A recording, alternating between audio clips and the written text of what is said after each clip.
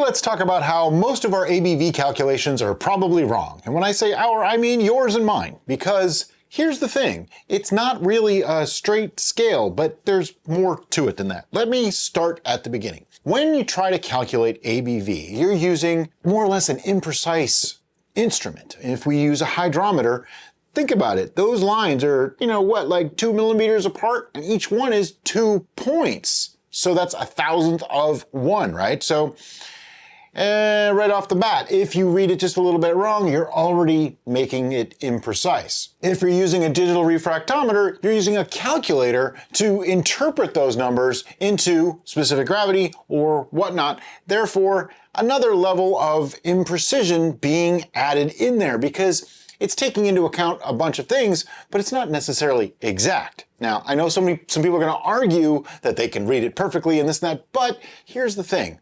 It's not that important either, okay? Let me explain further. As you start to take those readings, then we use, you have your original gravity and you have your final gravity, and we use a calculator of some sort to figure out your alcohol by volume, right?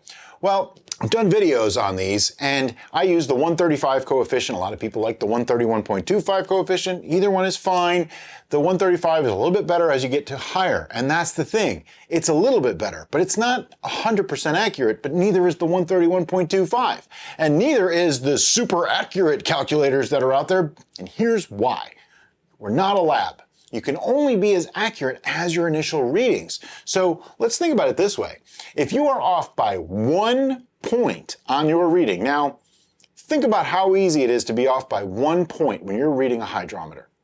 First off, the lines are 2 points. So you have to figure out what's the halfway point and figure out where the meniscus is exactly so that you can get it exactly right. But if you're off by 1 point on your original gravity, and then you're off by 1 point on your final gravity in the same direction, guess what? You're off by 2 points now, and each point is about 0.13% ABV. So that means you're off by 0.26% ABV already. And that's just from your readings. See, it gets a little bit silly after a while, and my point is, the only way to truly know what your ABV is to ship it off to a lab.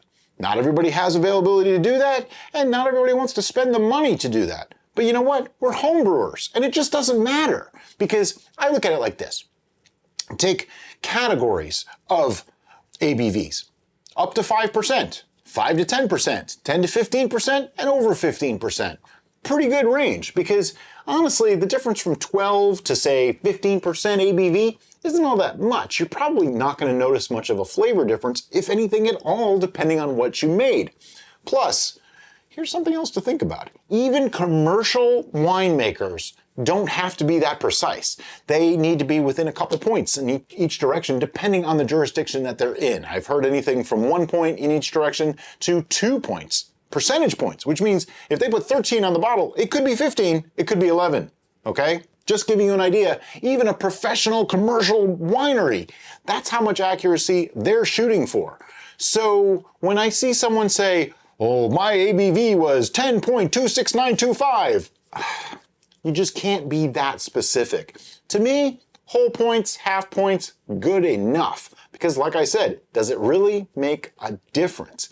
And if you have a friend that says, oh, well, I only drink things that are at least 12.5 and this is 12.4%, guess what? You need new friends, or don't offer them your brew anymore. It's that simple. When it comes to accuracy, you can only be as accurate as the input. I've said this one time already, but let me explain it even further. If you take a gravity reading, and let's say it's 1.111, right? Just to give an idea. That is only accurate to 3 places.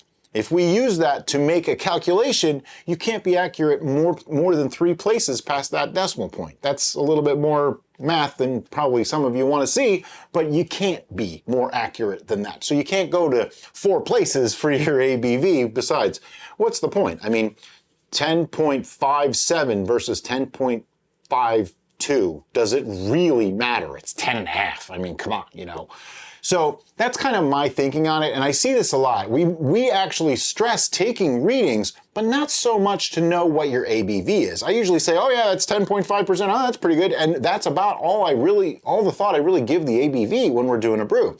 It's just not that critical to me. I like to know, is this safe enough to store? Did something go wrong? That's really the two reasons why I check my ABV. If I know that that's about where it should be, that's perfect. If it came out to like 6%, I might not want to store that one for 4 years. Okay? But we do see people that get very caught up in it. And one of the ways that they can get kind of stopped is when you backsweeten. A lot of people seem to think that when you backsweeten, it changes the ABV. Now, here's the thing. It does change the ABV, and I'll get to that in a second, but it doesn't change it because you added more sweetener. It doesn't change it that way. It doesn't change your gravity reading. But what it actually does is it adds volume, which means you are technically diluting that brew just slightly. Now, we don't really address this in most of our videos when we backsweeten, simply because it gets a little tedious and the difference is kind of minimal. For instance, if we were to take a 1 gallon batch and we added, say, half a pound of honey to that, that's like a pint of honey, right? So that's going to increase that volume a little bit. It's going to reduce the ABV, say it was a 15% ABV. It's probably going to reduce that ABV to something like 13%. It's not, if it's even that much. You know what? Let me get a calculator out. Teacher said I'd never have one, but let's do it. So 128 divided by 16, because if it's half a quart, it's 16 ounces. So that means 8. So there's 8 parts right now making up 15%. So that 15% divided by 8 gives us 1.875% per part, right? So now we're going to have 9 parts. So it's a little bit different now. So now that 15 gets divided by 9, making only 1.66% per part, right? So it drops the ABV quite a bit. So multiply that, 13.3 roughly ABV. So it does drop it a little bit. That's adding half a pound of honey to a 1 gallon batch. Is it technically important? It's good to know. It's good to be aware of, especially if you're adding a lot of backsweetening. If you add like 2 pounds to a 1 gallon batch, you've significantly changed the ABV. For me, if I said it was 15% and I put it at 15 on the bottle and it's actually 13.3, does it really matter? Does it really make that much of a difference? Probably not. And this comes up because someone the other day asked me to do the extra math at the end. They thought that was fun. And they kind of have a point. I don't really see it being super beneficial to most people. And most times we don't add that much to it. So that's adding a full half pound of honey to that brew. That's quite a bit when you go to backsweetening. So I don't know that I would really worry about it that much. We're talking 1.7% difference. Any amount of inaccuracy in my readings along the way could make that worse or less. So it's not that big of a deal. I think you kind of get where I'm going with this. You can calculate things out as much as you want, but just remember, no matter what calculations you make, you're still approximating. Everything that I just did right there was still an approximation. It could be more, it could be less. It really depends on exactly how much liquid you have, exactly how much fluid you're adding.